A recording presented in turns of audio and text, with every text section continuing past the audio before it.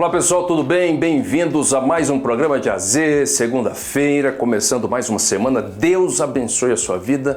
Quero começar essa semana declarando sobre você, em nome de Jesus, toda sorte de bênçãos, alegria, prosperidade e conquista, no nome santo e poderoso de Jesus.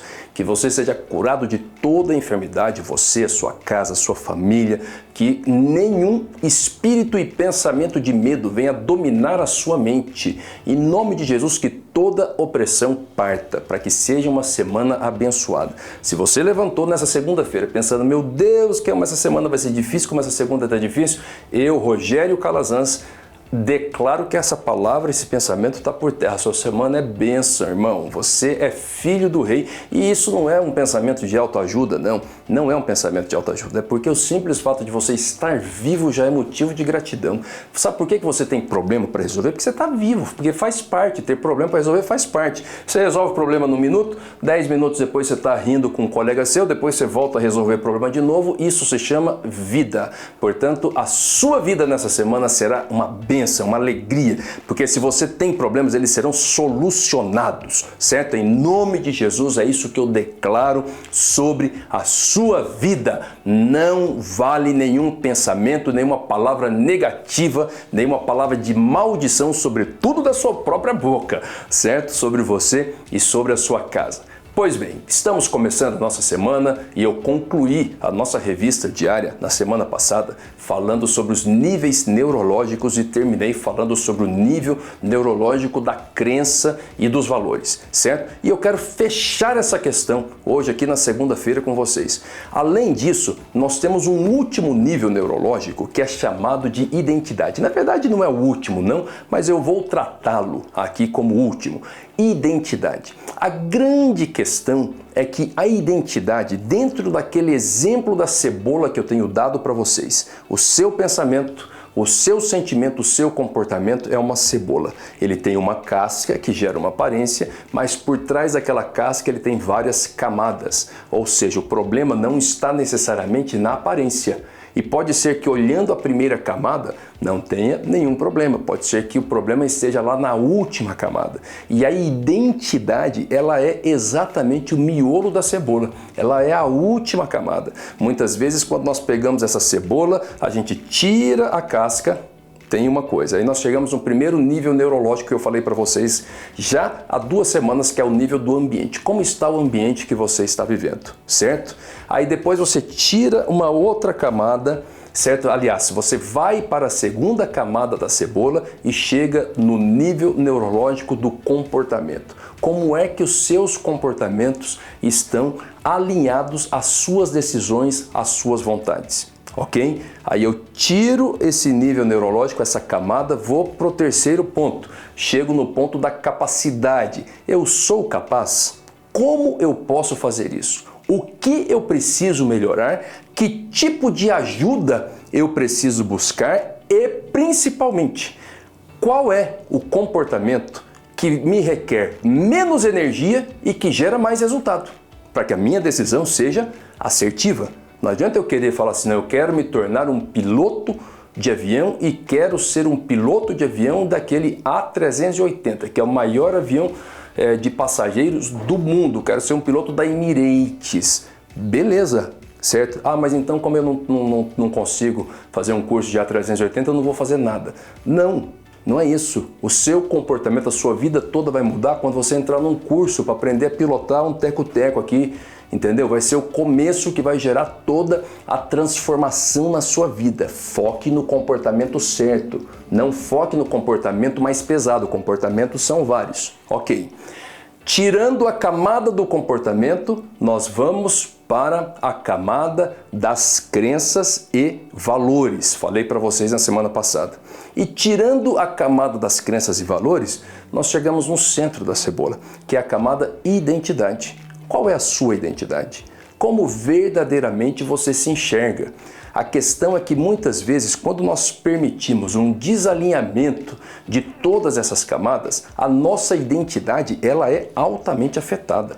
Nós permitimos que a confusão entre essas camadas, entre os níveis neurológicos, atinja diretamente a nossa identidade. E isso torna toda mudança de vida, toda solução de problema muito mais complexa.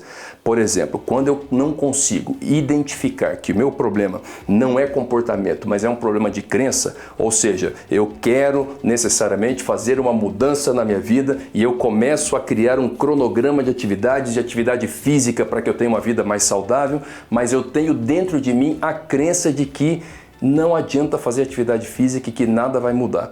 Então eu começo a praticar um exercício físico em desconforto emocional, porque aquilo eu não estou verdadeiramente acreditando naquilo. Então olha o desalinhamento, certo? Esse desalinhamento vai gerando uma frustração que começa pequena, aí no primeiro dia que eu faltar na atividade física, gera uma frustração um pouco maior.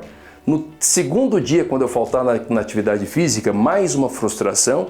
No terceiro dia, eu não quero mais saber de atividade física. A frustração ela ficou tão grande que agora já não me dá mais condições de ter um comportamento que fosse bom para a minha saúde.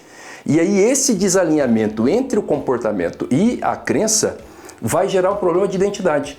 Porque aí eu vou ficar convicto pelo fato de não ter conseguido manter aquele comportamento por culpa de uma crença, que a minha identidade é uma identidade de sedentário mesmo, certo? Atingiu o nível de identidade. Eu sou sedentário, é assim e acabou. Então aí eu vou receber qualquer diagnóstico médico que seja e nunca vou conseguir mudar a minha vida. Por mais que isso me incomode, por mais que eu sei que eu poderia render mais, certo?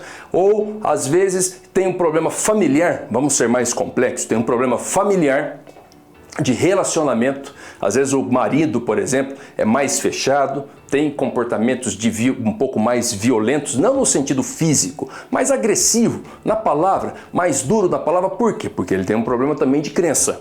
Certo? Então lá nas crenças dele, ele aprendeu numa família que ele era uma pessoa, sabe, muito maltratada, que não tinha a opinião dele respeitada, e ele viu o pai sempre oprimindo muito a família dele, sempre oprimindo muito a mãe e os demais filhos. Qual que é o resultado? Ele se tornou uma pessoa semelhante. Então ele se manifesta sempre de forma muito dura, de forma mais violenta, na verdade como uma forma de não ter que se expor, certo? É um modelo que ele viu, então que ele está copiando, e aí ele tem também aquela crença de que ele não pode se expor. Então o que ele faz? Ele vai lá e está resolvendo o problema, é isso, as coisas são assim, ninguém vem falar nada comigo, não adianta falar nada comigo e pronto.